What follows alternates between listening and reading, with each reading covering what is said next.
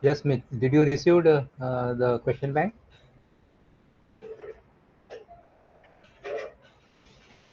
And is the screen visible?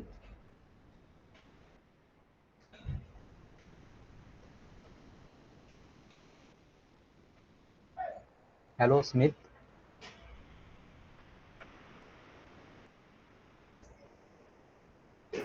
Yes, sir, your screen is visible. Okay, thank you. So, you have some minimum wages which is to be paid, and you have rules and regulations for the deductions also. Even sometimes leave without pay, unless and until it is authentic, it cannot be given. Then last time Smith had asked whether you will be covered under Apprenticeship Act or not, or Insurance Act or not. Yes, all internship has to, are covered under Apprenticeship Act, and you get a stipend. But your institution has to be registered with the Board of Apprenticeship Training. That is called as the BOAT. BOAT.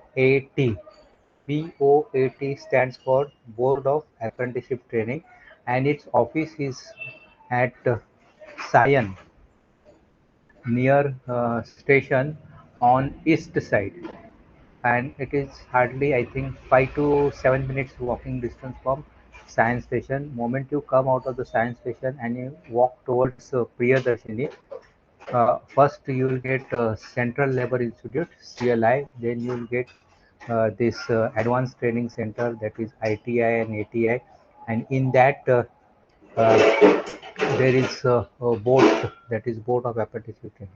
So institution has to be registered with the board, or sometimes the employer will give you the form that you have to take it to the board and you have to get it registered so that you can get a stipend. The advantage of registration is that the whatever stipend the employer is paying, that can be reimbursed. So employer has no hesitations for paying the stipend. Otherwise, that is an expense which is to be borne by him.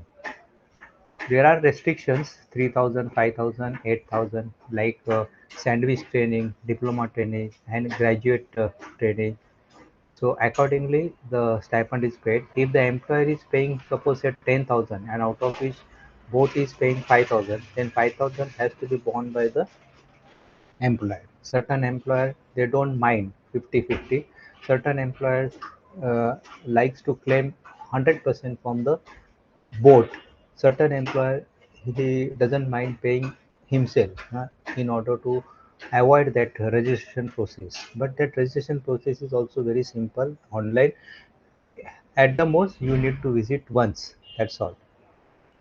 So the inspectors. So this was that Smith had asked last time. Mm. So I was telling about authorities and powers assigned to the factory inspectors. See, yeah, the powers or authorities which are assigned has to be executed or has to be um, enforced judiciously. It should not be used with ill intention just to fill their own pockets. And this is what happens many times.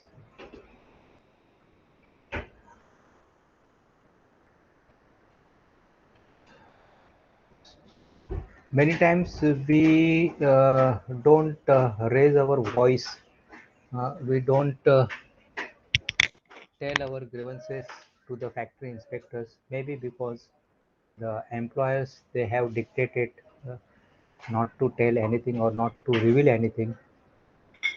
But you have full rights, and that's why the factory inspector. It is the duty of factory inspector after visit to take a meeting with the employer without the presence of, sorry, yes, it is his duty to take the meeting with the employees, not employer, in the absence of management or in the absence of employer, so that workers, can tell any injustice that the management is doing. But still, it is observed that you know peoples are afraid because the inspector himself may not be loyal and he himself may leak the names to the management. Array, this was the fellow. He was talking something like this. Excuse me, sir. Yes, please. Sir, students are in the waiting room.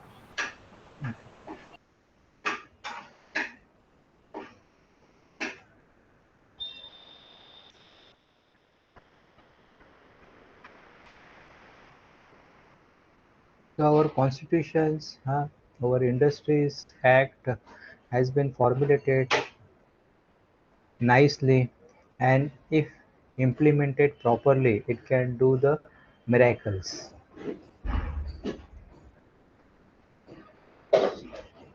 So Minimum Wages Act 1948 we are talking about, and now it is revised twice. Sir. Yeah, Yes. I admit it. Okay, okay, sir.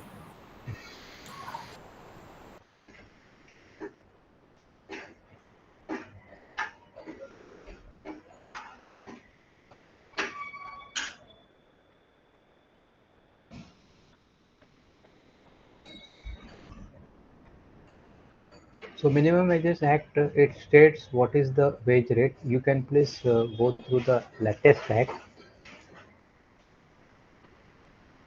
It also says what should be the time, what should be the piece rate, what should be the overtime rate, and it differs as per the occupations, as per the class of work.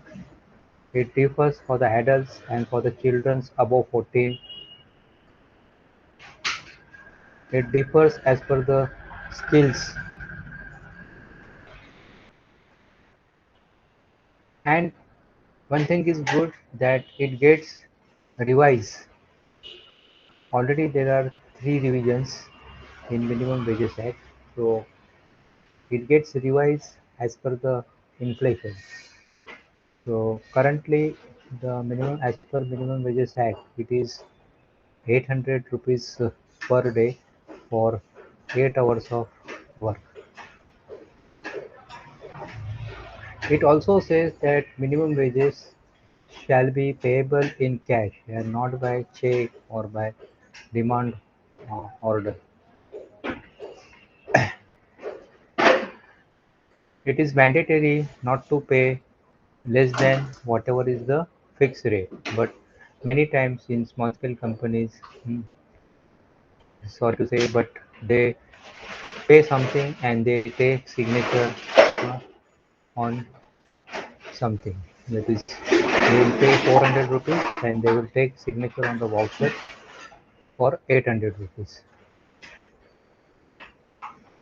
Adequate rest, adequate breaks has been specified in Minimum Wages Act. There are act for the students who are working under Apprenticeship Act, who are working as a interns.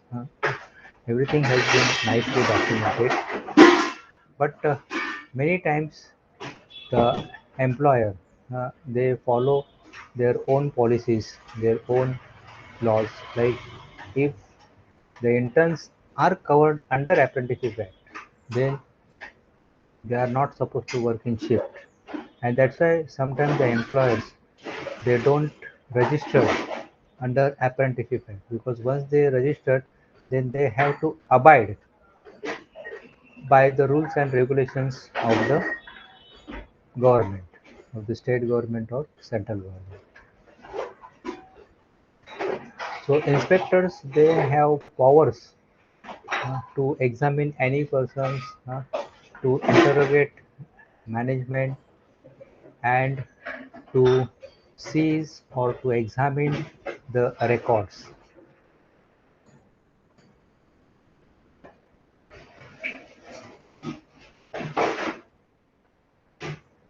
So employee can file a case or can sue in the court if anything is against and anything is not in accordance with the Minimum Wages Act.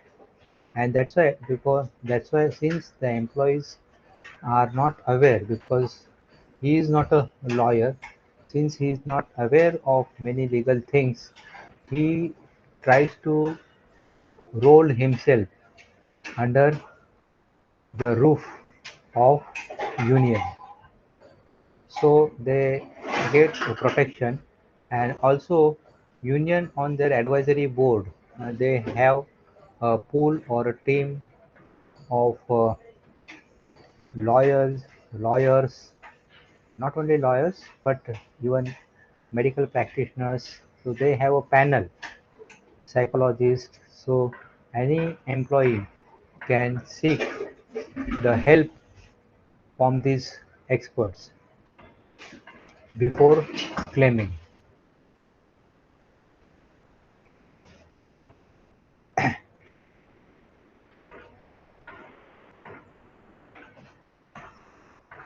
So everything has been dictated. That is what the employer will be liable for the penalties. But the issue is that it is not followed religiously, and there are always some escapes routes which employer can always find and can run away. Another important act is the Workmen's Compensation Act. Again, after 1986, there is a revision in this Workmen's Compensation Act.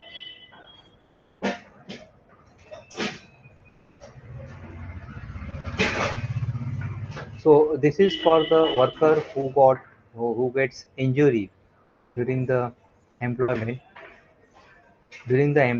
and of course injuries or accidents should be within the premises. Then he can claim measure of the benefits. If it is say outside, of course he can claim the medicines or hospitalizations, but he may not get 100% benefit in case if the accident occurs in the premises of the industry. So there were many amendments since 1933, 33, 38, 39, 46, 58, 62, 76, 86. After 86, again there are two more revisions. So the main features of the Act that the worker or his dependents can claim. Dependents means basically his family members. So family members includes his wife and his children and his parents also if they are independent. So he can claim not only for him, for his dependents if the injury has been caused by an accident in the course of an employment. And as I said, inside and outside, that 100% benefit. It differs where the accident happened. Provided now here during the course of the employment means he should be on the roll. He should be on the roll. So provided he was not under the influence of drink or drug and the accident was not, of course the investigations will happen, they will interrogate, and the accident was not due to his willful disobedience of the rules. Sometimes accidents are purposely done in order to claim the huge insurance amount or in order to claim compensation. Then amount of compensation will depend upon the kind of and the nature and the extent of the injury. All fatal accidents means which causes the death has to be brought it to the notice of the commissioner of the industries federation, and an employer with a strict warning uh, that employer has to deposit the amount of compensation within 30 days. Within 30 days. But still, you will not believe that there are some places, especially remote places, where the industries are situated. and where the workers come from various parts of India, Bihar, UP, villages, etc. There, uh, even if the accident happens and even if it is a fatal, nobody is concerned, you know, nobody is bothered about that. First thing is that there are no whereabouts about the person who has come from outside. Uh, there are no details, where are his relatives, etc. The employer just recruit him because he is looking after his own uh, profits. Because if he is recruiting outsiders, he gets the people who can work for 12 hours at the salary of 8 hours. Then he can stay in the industry premises itself. Okay, so he doesn't have to employer doesn't have to recruit additional watchmen. Okay, then cleaning etc. also he does, or a group of people, and the employee, the outsiders, they are also happy because they don't have to look for the place, they don't have rent, उनको उधर ही रहने को मिल रहा है, हाँ, खाना they can make, they can cook, so they are also happy. But the problem is, since they don't have much relatives, nobody bothers if any fatal death happens. And there are many cases in this such kind of industrial remote places. Especially most of the accidents has been done in furnaces. The employers they are dealing with the work of furnaces like heat treatment, foundries, rolling, etc. etc. Again, dependable means a widow, a minor son, unmarried daughter, or a widowed mother. And how, see, beautifully they have defined, if wholly or in part dependent on the earnings of the worker at the time of his or her death. So minor son below 18, widow, daughter, even she is 24 or 25, but she is not married. She can be categorized under dependent. So minor means it is below 18 years. Partial disablement means it is the disablement which is of a temporary nature, mm, and which of course affects the earning capacity of the workman. Like suppose a hand is fractured or a leg is fractured, so till he recovers, maybe 2 months or 3 months, he is unable to earn. So that is what is called as the partial disablement. And you have total disablement. So he cannot earn at all forever. That is what is called as the disablement. So accordingly, the compensation has to be paid. And if the worker can fight properly, then he gets a good, reasonable compensation. But the case has to be defended properly, has to be put up properly. Then what is the meaning of workman? See, this is what everything has been defined properly. Workman means a person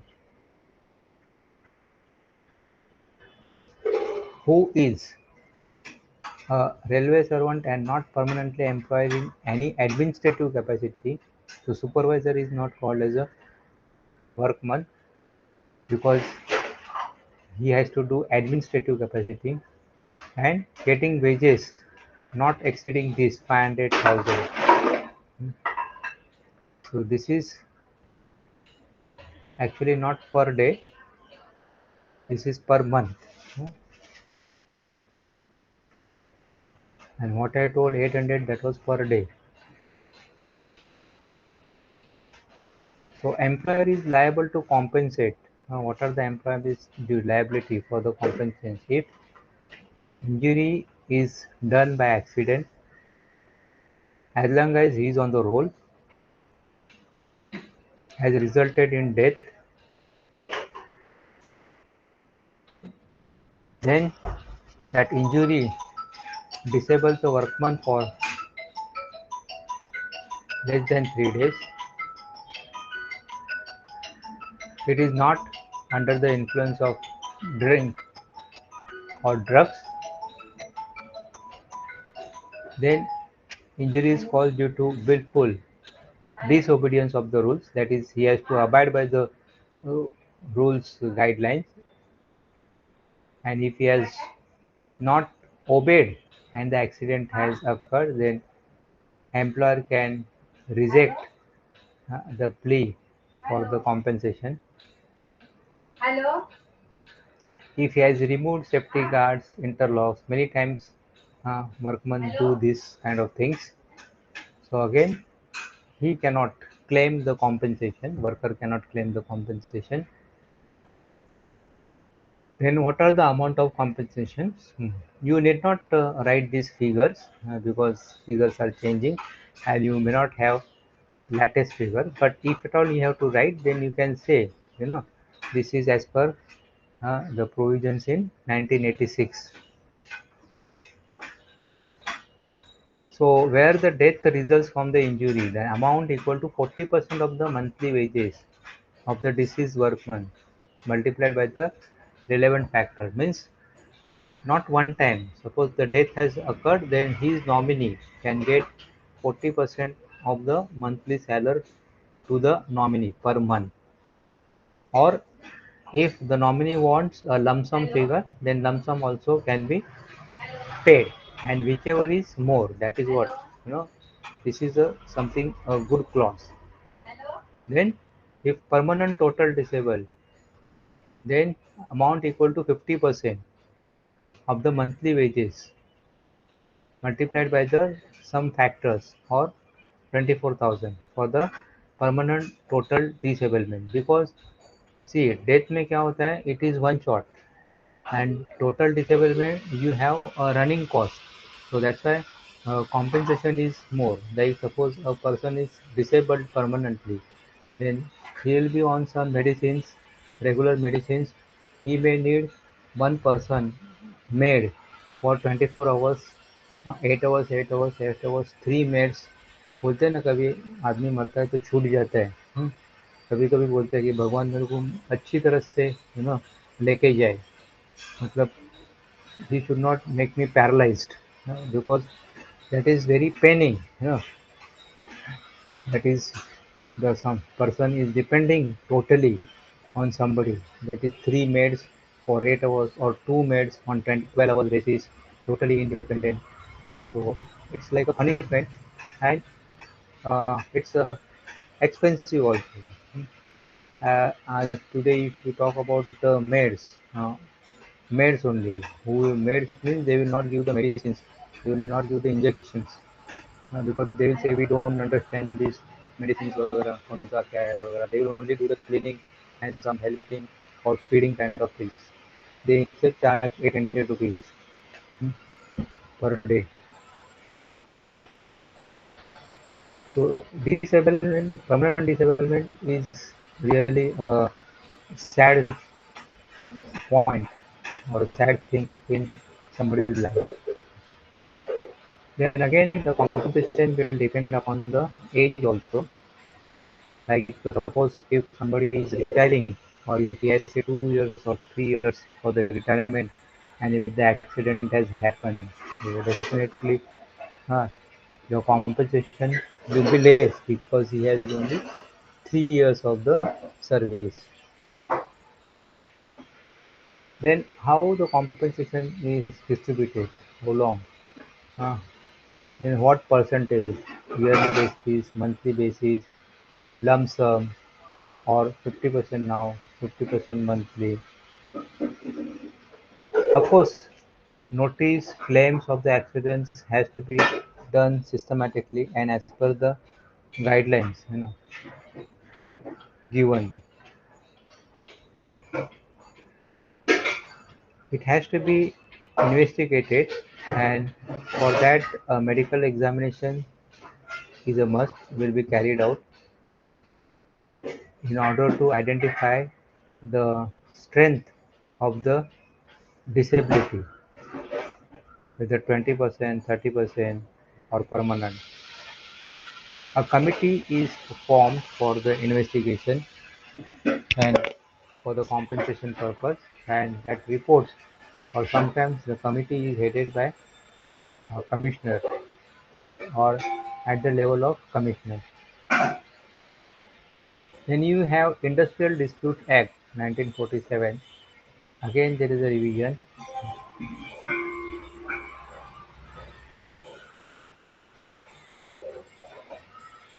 So again, Industrial Dispute Act is in favor of the worker in order to get returns to the labor.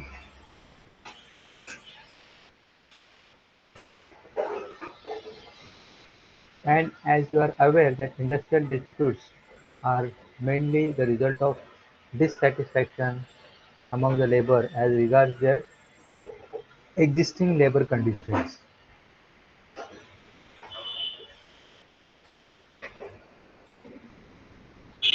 So the Industrial Dispute Act is to maintain the harmony, to maintain the peace throughout the industry.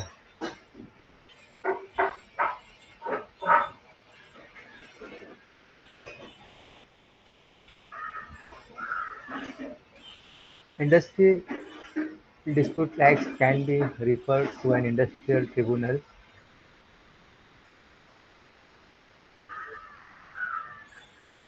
Strikes and lockouts are prohibited.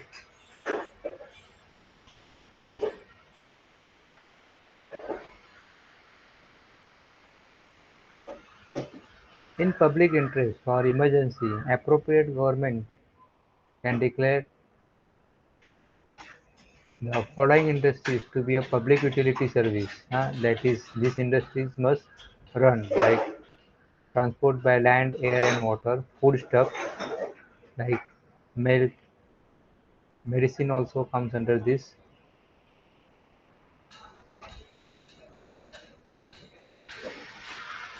So, kind of essential services.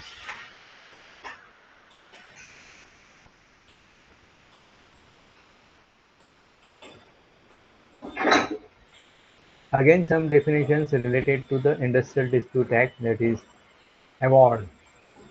So, what is award? Award means an interim or a final determination of an industrial dispute.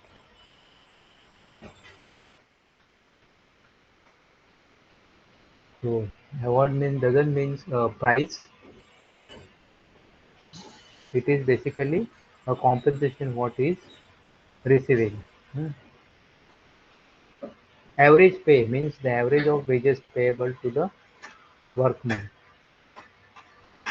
So for that, they consider 3 calendar months or 4 weeks or 12 days, 15 days, like that.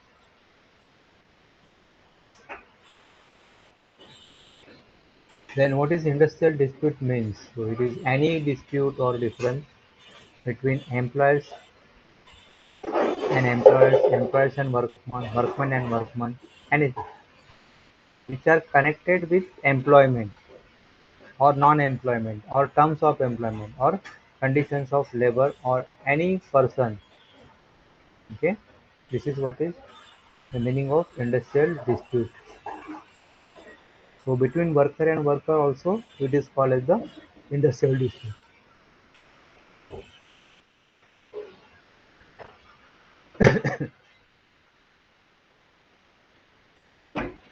Layoff means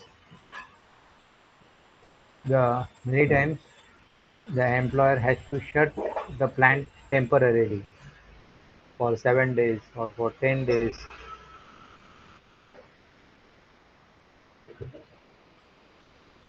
Not because he has short of order or he has no order, but on account of shortage of coal, power, raw material, accumulation of stock taking. stock taking में तो 3 days it is closed because when you are taking stock taking, physical stock taking, that is whatever is there in the register or in the computer, that is checked whether physically it is available or not. And this is very must. And every industry they carry this stock taking once in a year. It is always better that you conduct stock audit every 3 months, but since it takes time, that's why at least once in a year it has to be done. So in that, that's a good opportunity to check and verify that whatever things, whatever stock which is being shown in the computer, whether physically it is available or not. Like suppose 10 gear hobbing cutters in the stock it is showing, but actually only 8 are available. So where the 2 has gone? One gear hob is cost 1.5 lakhs. So if 2 are missing, that means there is a loss of 3 lakhs. So this is what an advantage of stock taking, physically verifying. In case of institution, let's say library books, like in the computer, it is showing 100 books are available. Many times we also come to know in the computer, it is shown that this book is available in this rack and this row, but it is not available. It is missing. The stock it is showing 100 books, whereas 90 books are there. So 10 books are not there. So what's wrong? So the employer can take the decision whether they are being stolen. So what precautions has to be taken, or at the time of issuing, it is not being recorded properly. So that's why whenever stock taking is to be done, that's why also that time also employer gives layoff, means he keeps the plant closed because no transaction should happen. Otherwise, it will be difficult to take the stock.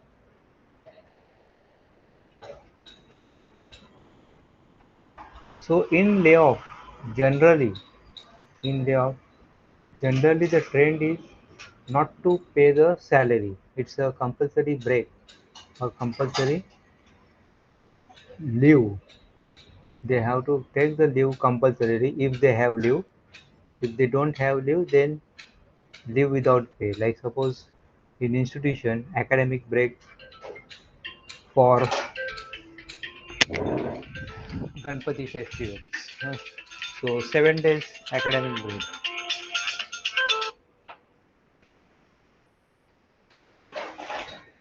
So that's a compulsory break and which is adjusted against the leave.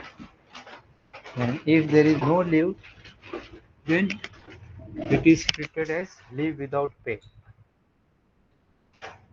There are some good organizations who gives layoff with pay, or there are some organizations who give layoff with some 50% of payment, something. Then lockout means closing of a place of employment or suspension of a work, or the refusal by an employer to continue to employ any number of workers employed by him. So the employer declares the or he declares his inability to run the plant. So he shuts it down. I have no order, I cannot run. Or I have no material available, so I am declaring lockout for say 15 days or say 1 month till the situation improves. These kind of things have happened, and are happening also. Lockout, suspension, layoff are being declared by the employer. Then what is public utility services? Public utility services is like this: railways, transport, postal, telegraph, etc. Retrenchment means the termination of the services of a worker for any reason whatsoever other than due to disciplinary action. So retrenchment with some reason. So retrenchment does not include voluntary retirement. Like suppose a worker he wants to resign on his own voluntarily, or termination of the services on reaching the age of superannuation. Superannuation मतलब retirement, like say 58 or 60. So he is retiring. Hmm. So that is retirement. That is not retrenchment. Then termination of services, like somebody is falling sick continuously and he is remaining absent. Hmm. So that time company or the employer asks him to leave. That cannot be called as a retrenchment. Okay. So other than this, like suppose uh, there are many cases, incidents where the employee they steal the things, copper cow wires, expensive materials, cutters, expensive things, they steal it, and watchman doesn't check religiously, and if he is caught, then that is a very big offense, and then there is no choice for the employer but to retrench that particular person. Then what is the meaning of strike? Strike means refusal to work or stoppage of work. Settlement. Settlement means agreement which is accepted by both the parties.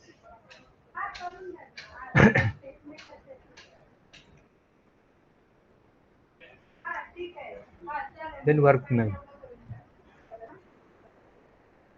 So authorities under the Industrial Disputes Act, Works Committee.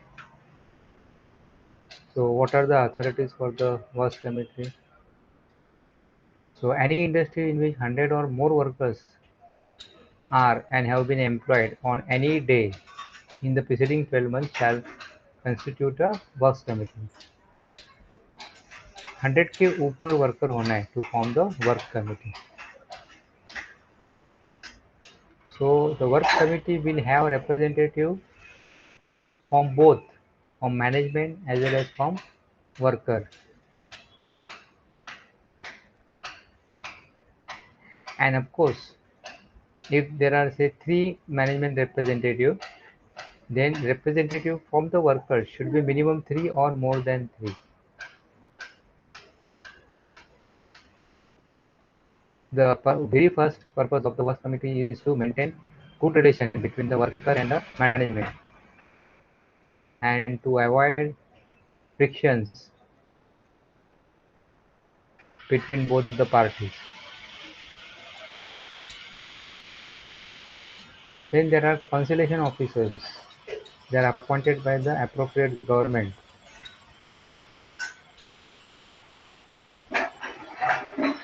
who will mediate and promote the settlement of industrial disputes. The Board of Conciliation,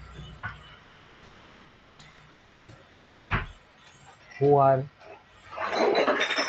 useful for promoting the settlement of an industrial dispute as early as possible. Board, yeah, courts of inquiry means committee.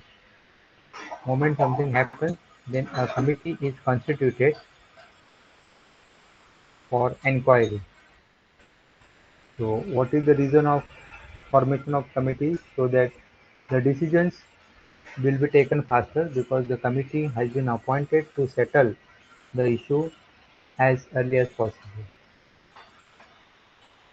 Then the peoples also can approach the labor court, which is mainly for settlement of labor issues. Like I told you, Central Labor Institute, which is at Sion.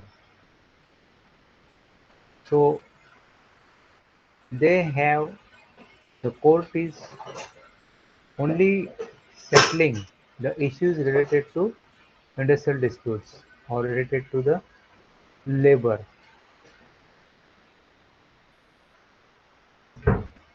So there are two advantages. The workers, they get the decision fast, and they don't have to go, to other courts, that is civil court. So civil court will encourage, or the scope of the civil court includes all the all kinds of claims, whether he is labor bolo, banker bolo, normal customer bolo, anything. So appropriate government may constitute one person industrial tribunals for the adjudication of industrial disputes relating to matters specified in Schedule 2. So somebody from the industry. Schedule 3. Then presiding officer of the committee shall have the same qualification as that of a labor court. तो labour court में जो जज रहेगा इसका ही qualification का एक presiding officer रहना चाहिए.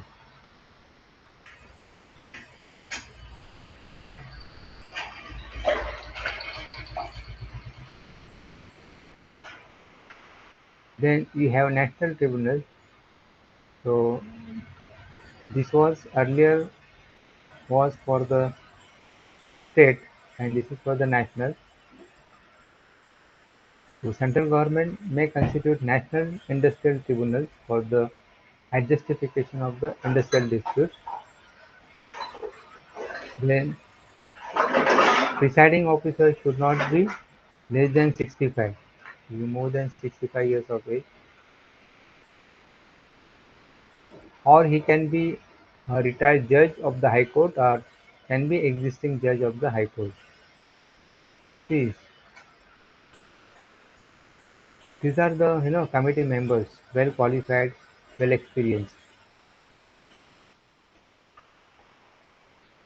If any reference has been made to a national tribunal, no labor court or tribunal shall have jurisdiction to adjudicate upon any matter which is under application to the national tribunal. So that's the supremacy.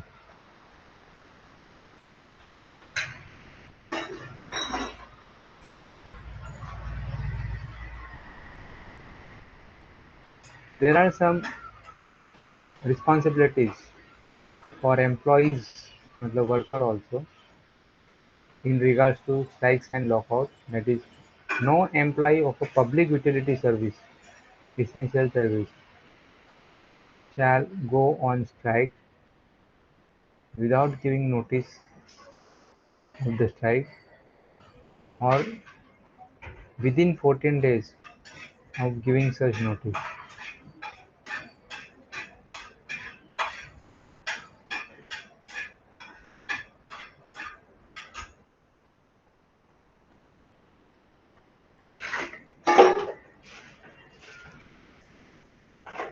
No employer of any public utility service shall lock out, like suppose essential services, without giving notice of lockout within 6 weeks before locking out or before the expiry date. Means they have to clearly state when he is going to declare the lockout emergencies. Like in March 2020, when the lockdown was declared, there was a heavy rush for purchasing the essentials because there was hardly any notice for the lockdown. And I remember there was huge queues in front of the grocery shops.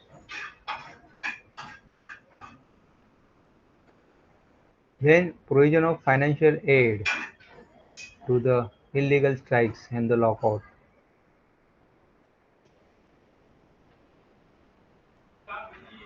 A strike or lockout is illegal if it is declared in contravention of the points 1 and 2 above. So nobody shall knowingly expend any money in direct support of an illegally strike or lockout. So if the strike is illegal, then there is no need to pay anything. All of a sudden, union cannot declare the strike. They have to give notice period. Law of retrenchment we already discussed. A worker having more than 1 year of continuous service under an employer, if he is laid off, he will get compensation equal to 50% of the total of his basic wages and dearness allowed, provided workman is have not taken layoff for more than 45 days. There are some cases under which workmen are not entitled for the compensation. So no compensation shall be paid to a worker under following condition, that is if he refuses to accept alternative employment like transfer or shifting to the new plant. Like employer can say, now there is no work in this plant, but I can offer you opportunity in other plant. And if he is rejecting, then he is not liable to get compensation. He cannot say, worker cannot say, no, no, no, I will not go to other place. Give me the compensation. No. No worker who has a continuous service of more than 1 year shall be retrenched by the employer until the worker has given 1 month return notice.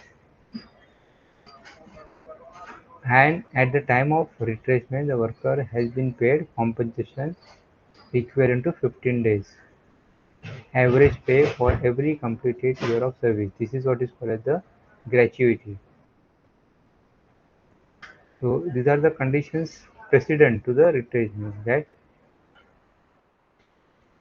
he has to give 1 month notice, then the worker has been paid compensation equal to 15 days average pay per month per year. That is, suppose if he has worked for 10 years, then he will get 5 months salary, 15 days per year of completion of the service. So since he has completed 10 days, he will get 5 years of salary. Sorry, mm, 5 months of salary, because 1 month salary for every 2 years. So 5 months salary for completing 10 years. So if you are completed 40 years of service, this is the advantage of gratuity. If you have completed 40 years of service in a particular organization, then you can get 20 months salary at the time of retirement as a gratuity. 20 months salary as a, so this is an additional benefit. So if you are at the time of retirement, suppose if you are getting 24 lakhs of 24 lakhs ka package per year, then you will get nearly 40 lakhs gratuity. And that's why there are some ceilings also on the gratuity, that even if you are entitled for 40 or 50, you cannot get more than 20 lakhs. So there are some rules, amendments. Then closing down. There is a procedure for closing down the undertaking or the organization. So for that also he has to give 60 days notice. Workers who commence illegal strike, they are punishable. They can get a fine, they can get imprisonment also. Then you have Employees State Insurance Act. Again there are amendments. Employee State Insurance Act means like medical help. Like suppose if the salary is present rule, if the salary is less than 15,000 per month, then they are covered under this State Insurance Act. Like any injuries, or if he wants any medical help, fever, etc., so he can get the free treatment at the hospitals, but the hospitals which are run by the government, not private hospital. He can get the treatment if his salary is less than 15,000. That is the current rule. Then benefits, claims, etc., etc. So that also he is entitled, provided his salary is 15,000. Because if somebody is earning more than 15,000, then he can afford to go to the doctor, he can afford to go to the private hospitals.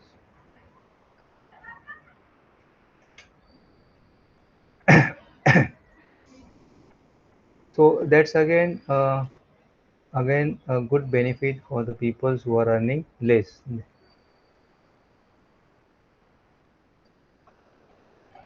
So if the salary is less than 15,000, then you might have seen ESIC, that is Employee State Insurance Corporation, which is at Kandivali, which is at Andheri, many places. Then employee can get sickness benefit, maternity benefit, disablement benefit, dependence benefit, medical benefit under this Employees Insurance Act. Again, there are procedures in order to get the benefit.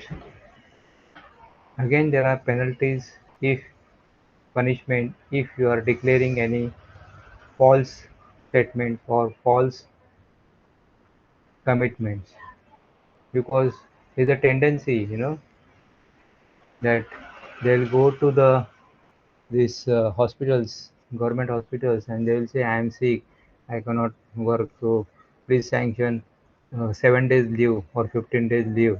Hmm. And if you they try to bribe the medical officers, and get 15 days leave, which is with pay. So if it is revealed, then he is punishable. Okay. So these are some important acts: Insurance Act, Compensation Act, Minimum Wages Act, from examination point of view. Okay. So in the next class after the unit test, we can go ahead with the personal management. That will be the last chapter. I already put the question bank, uploaded the question bank. So that itself is the syllabus. If you have any doubts from that, you can call me, you can ask me. If you have any doubts, please ask. Sir, I had one question Yeah. that if we suppose if we want a leave of 5 6 days for some occasion or function, then Mm-hmm. what are the rules matlab, in a job or in internship also? In internship also, as I said, there are rules. Very first day, the company gives their quality manual. In that, they specify that what, or it is also called as an agreement which you have to sign. So in that, everything will be specified. What will be the number of leaves, etc., etc. You are eligible. Or if you are covered under uh, apprenticeship, then apprenticeship act also, in that also it is mentioned that you are eligible for 15 days of leave, sick leave, etc. So you can claim that. Most of the companies, they give you 12 days leave for a period of 6 months, 12 days. Okay, sir. Thank you, sir. Okay, yeah, welcome. And of course, it depends upon the rapport also between you and the employer. As long as he doesn't suffer, you don't suffer, uh, they don't mind. And in corporate, same thing is there. That is, if you want leave means you want, but you have to see that work doesn't suffer. That is a style of work in USA also. Mm. And here it is different. Here it is 12 days sick, 12 days here, 15 days sick leave. So people, even if he doesn't want, he will see that he consumes everything. Okay. Anything else there? No, sir. Thank you, sir. Oh, yeah. Thank you and all the best to you.